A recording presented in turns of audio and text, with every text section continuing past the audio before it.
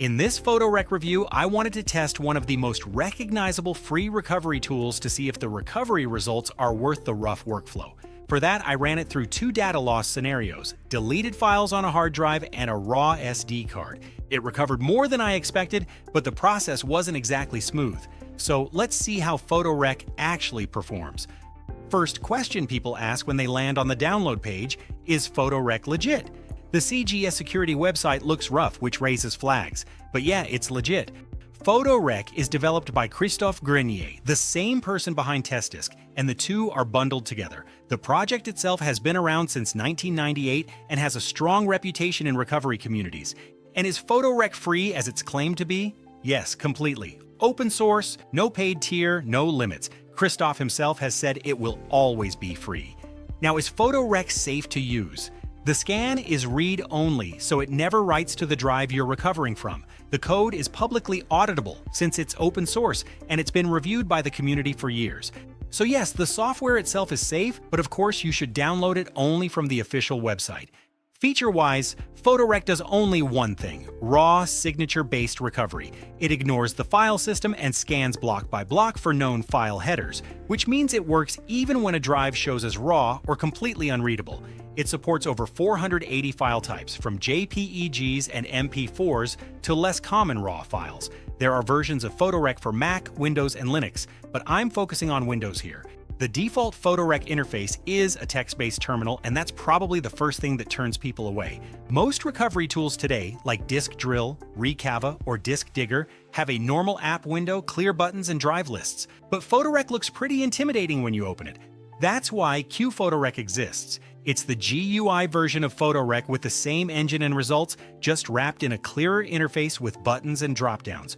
Overall, usability is PhotoRec's weakest point. You don't get previews, scan history, saved scan sessions, or proper filters, except for selecting file types before the scan. And you can't pick specific files you want to recover from a clean results list. PhotoRec saves everything it finds without original names, folder structure, or timestamps, so you have to sort through it manually. As you can tell, the workflow isn't exactly beginner-friendly, so here's how to use PhotoRec in the simplest version. Grab the zip from the CGSecurity site, extract it, then find PhotoRec and launch it. Once it opens, follow the on-screen hints. Use arrow keys to move between options and press Enter to select one.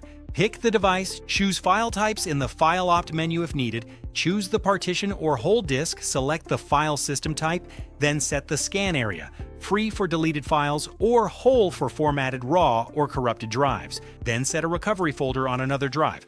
Start the scan and wait. PhotoRec saves everything into recup dir folders, so after that you'll need to open them and sort through the recovered files manually. Despite the usability issues, PhotoRec is still known as a capable tool, so I wanted to test it in two scenarios: deleted files from a 500GB HDD and a raw 8GB micro SD card. The dataset had about 3 GB total with photos, videos, documents, archives, and raw camera formats. On the HDD test with deleted files, PhotoRec hit around 95% recovery rate in 80 minutes.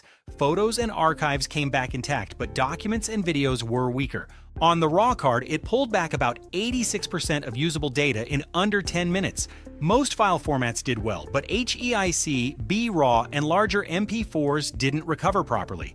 Speed-wise, PhotoRec actually did better than many paid recovery tools I've tested, and the recovery quality is clearly above basic free options like Recava or Windows file recovery. Still, in raw recovery, stronger tools can go a bit further. In my previous test, Disk Drill handled raw drive recovery better, including HEIC and BRAW files. But for a free open source tool with no recovery limit, PhotoRec's result is still genuinely impressive. So let's get to the verdict. Is PhotoRec good? For a free tool, absolutely. It does its main job, file recovery, surprisingly well, and in some cases it can even outperform competitors. But actually using it is a problem. Use PhotoRec makes it more bearable, but folder structure, proper filters, previews, and choosing specific files for recovery are still outside PhotoRec's comfort zone.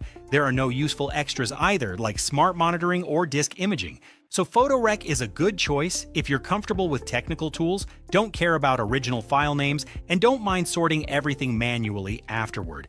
But if you need a more complete recovery tool that doesn't make the process harder, I'd go with something like Disk Drill. It has a cleaner interface, solid previews, useful recovery extras, and it can preserve file names and folder structure when file system data is still there. And as I said earlier, the recovery itself is just as strong. I've already reviewed Disk Drill on the channel, so check that video out if you want to see more.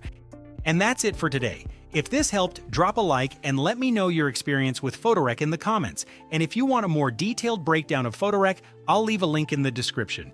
See you in the next one.